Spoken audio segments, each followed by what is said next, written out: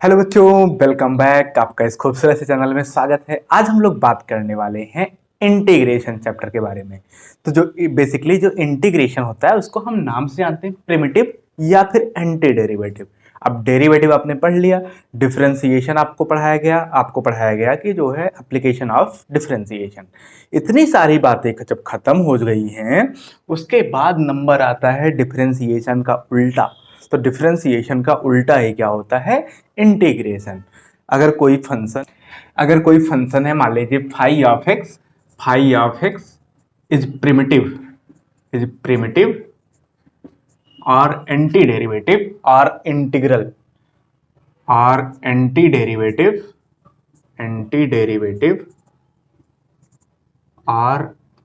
Derivative और integral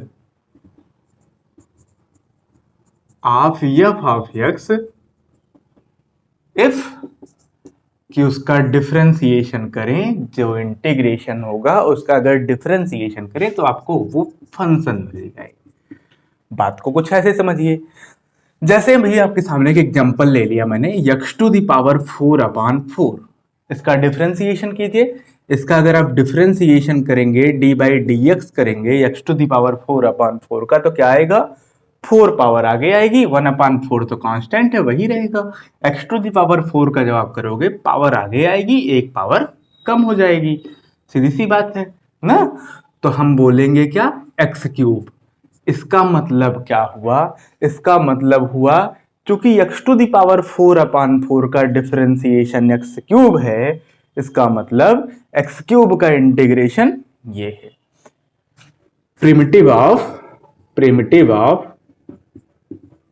x³ is x⁴/4। सीधी सी बात है, समझ में आई ना। अगर x⁴/4 का डिफरेंशिएशन x³ है तो इसका मतलब x³ का इंटीग्रेशन क्या होगा? x⁴/4।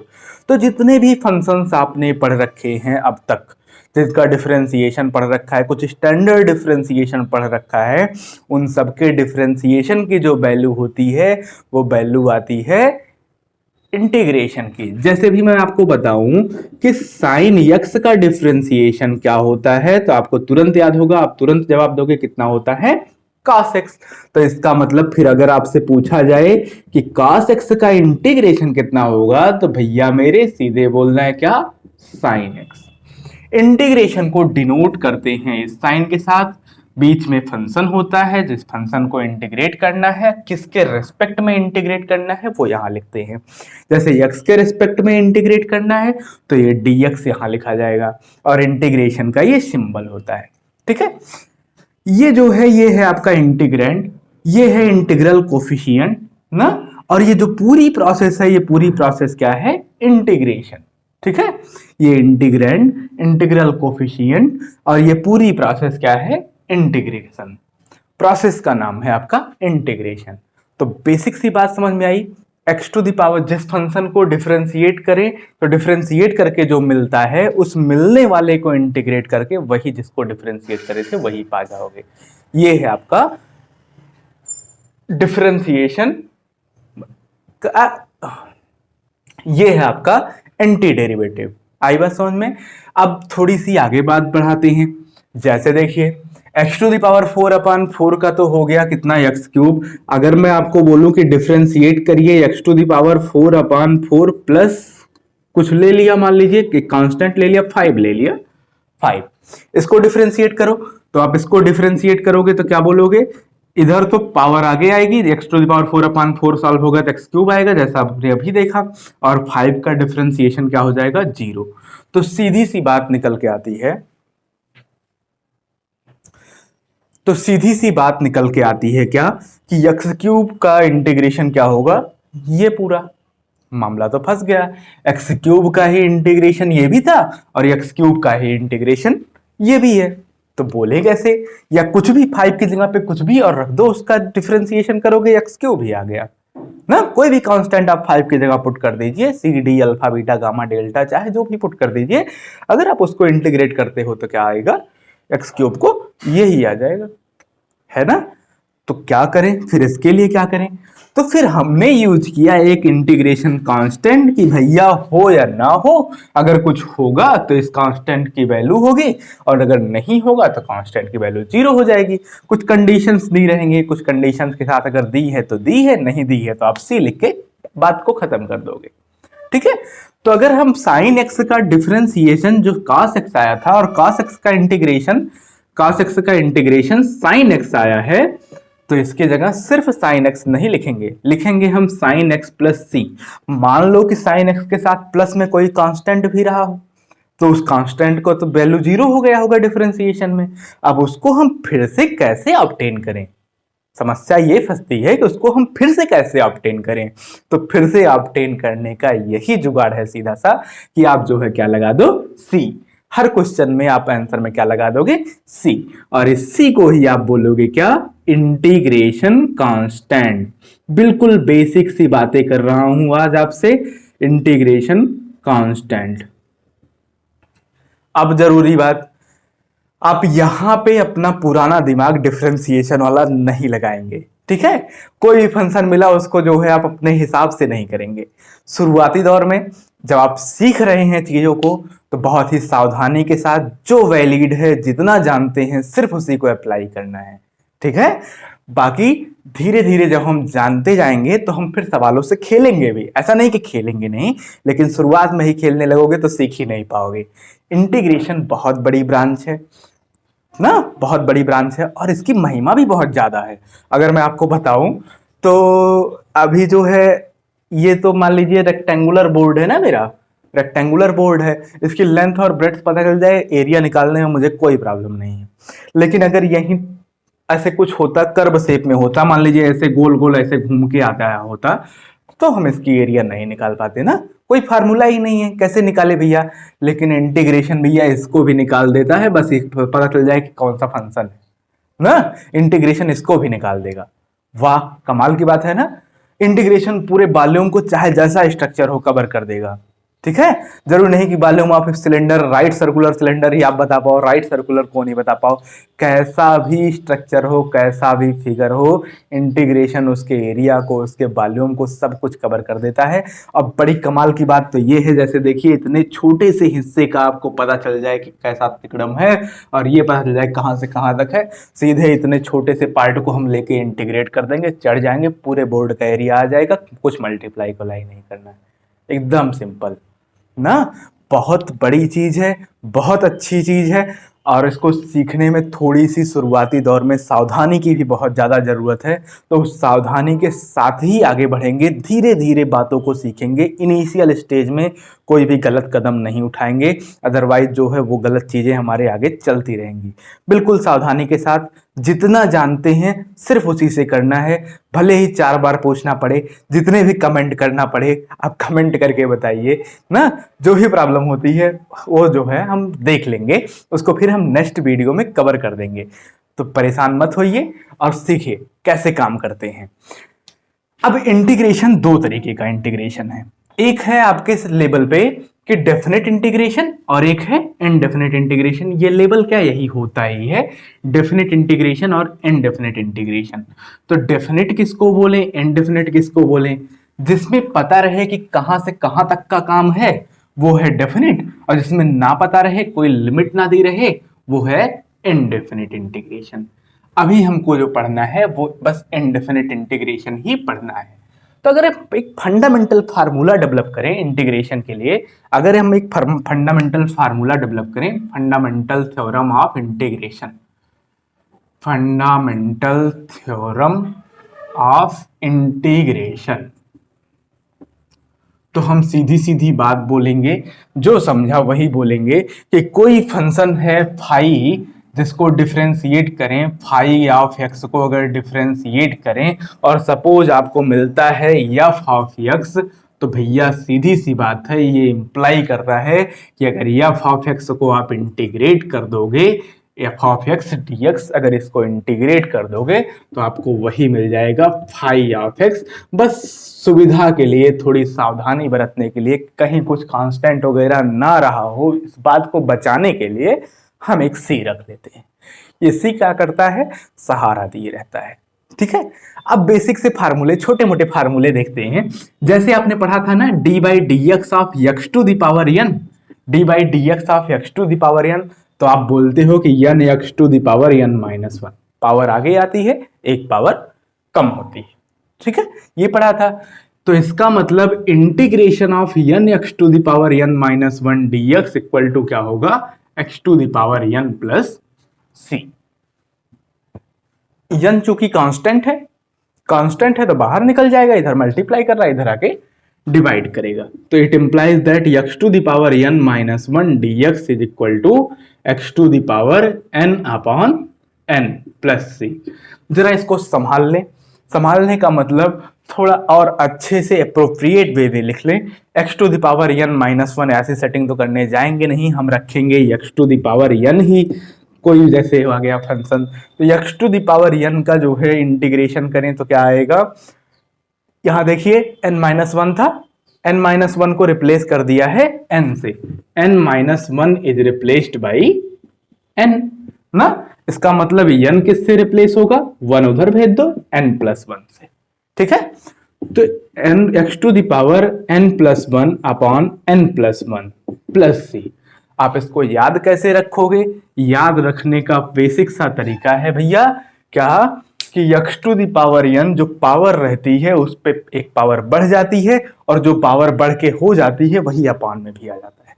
डिफरेंशिएशन में कैसे याद रखते थे, पावर आगे आती है, एक पावर कम हो जाती है, यहां कैसे याद रखोगे, एक पावर बढ़ जाती है और वही पावर नीचे हम डिनोमिनेटर में लिख लेते हैं प्लस कांस्टेंट, ठीक है। अब आप यहां सोच रहे हो कि n ने c को क्यों नहीं डिवाइड किया सर, तो सर सिंपल सा फंडा है, n ने c को डिवाइड किया ना, लेकिन कांस्टेंट अपॉन n भी एक कांस्टेंट ही है, हमने कांस्टेंट के कोई वैल्यू तो रखी नहीं कि कुछ चेंज हो गया 5 6 7 8, तो कोई नया कांस्टेंट हो गया, c डैश हो गया या फिर कुछ और d हो गया, जो भी आपका मन करे, कांस्टेंट के लिए तो आप बिल्कुल फ्री हैं। आ रही बात समझ में, x to the power n का हमने कवर कर दिया। और देखिए आपने पढ़ रखा है क्या, d by d x of sine x, sine x का डिफरेंशिएशन क्या होता है, साइन एक्स का डिफरेंशिएशन होता है कॉस एक्स, तो it implies that integration of cos x equal to cos x d x equal to sine x, सावधानी के लिए एक कांस्टेंट। तीसरा d by d x of cos x, cos x का क्या होता है माइनस साइन एक्स, तो इसका मतलब क्या हुआ, इंटीग्रेशन करोगे माइनस साइन एक्स का तो आएगा कॉस एक्स, लेकिन हम माइनस साइन एक्स तो लाने जाएंगे नहीं, हम करेंगे साइन एक्स का और माइनस को उधर भेज देंगे, माइनस कॉस एक्स प्लस सी, ठीक है, सिंपल सी बात है। अब देखिए fourth, D by d x आप करते हो टेन एक्स का, तो आपको क्या मिलता है, सेक स्क्वायर एक्स ना, इसका मतलब है कि इंटीग्रेशन आप करोगे सेक स्क्वायर एक्स का तो आपको क्या मिलेगा, टेन एक्स प्लस सी, ठीक है, ऐसी बात है। अब देखिए यहां है ना सेक स्क्वायर एक्स, ऐसा नहीं है कि सेक एक्स होगा तो यहां आप लाके अंडर रूट लगा दोगे, ठीक है, क्योंकि ये चेन रूल को नहीं फॉलो करता है, जो है पर्टिकुलर वही यूज करना है। सेक स्क्वायर एक्स है तो आपको सेक स्क्वायर एक्स का टेन एक्स होता है वही लिखना है ना, सावधानी से काम करना है तो हमेशा काम अच्छा ही होगा, अगर सावधानी हटी तो तुरंत दुर्घटना घटी, ठीक है। ये बातें जो है ध्यान में रखिए, फंडा क्या है, कैसे काम करते हैं, ये सारी चीजें आपके सामने बोर्ड पे जो है पूरे फार्मूले की लिस्ट दे दी जा रही है। इन फार्मूलों का आप स्क्रीनशॉट ले लीजिए ना, स्क्रीनशॉट ले लीजिए या फिर नोट कर लीजिए और इनको जो है याद कर लीजिए, बिल्कुल एकदम रिमाइंड कर लीजिए। आपको सारे क्वेश्चन इससे रिलेटेड जो है हम कई सारे बताएंगे और आपकी कॉन्सेप्ट को बिल्कुल मजबूती मिलेगी।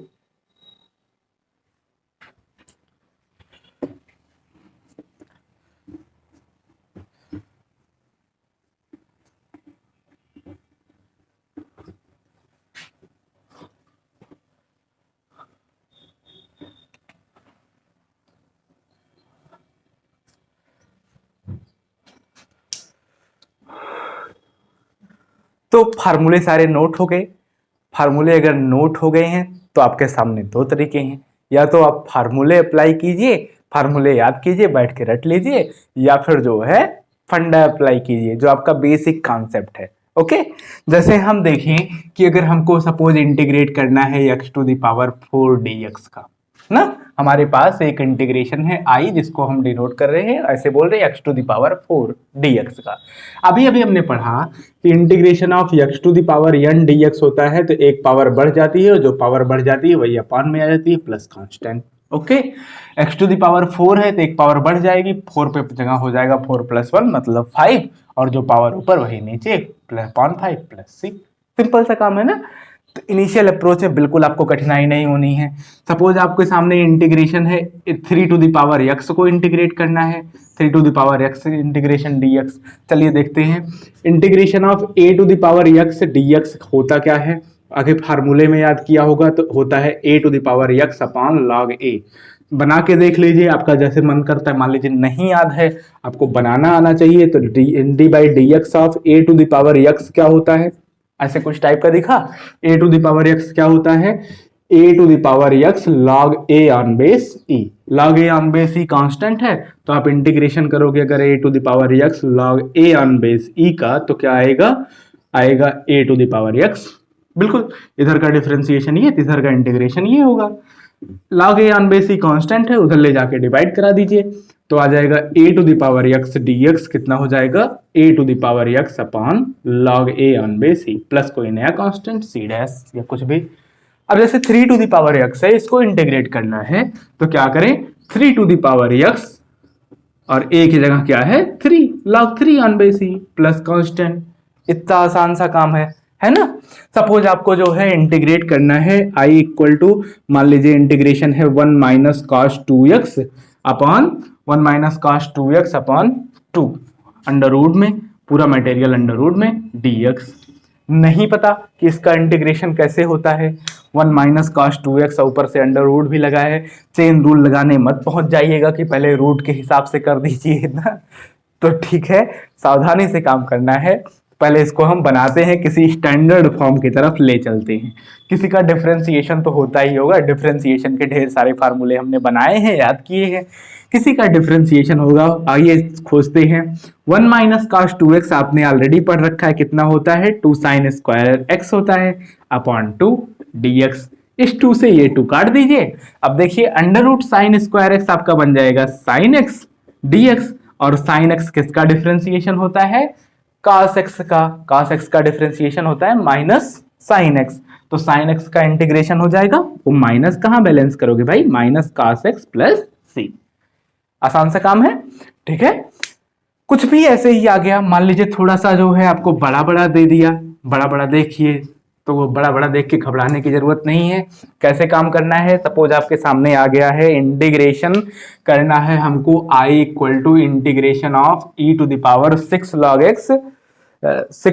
x e to the power 5 log x, e to the power 6 log x on base e minus e to the power 5 log x on base e upon में अगर देखा जाए e to the power 4 log x, e to the power 4 log x minus e to the power 3 log x dx। Okay, simple सी बात है।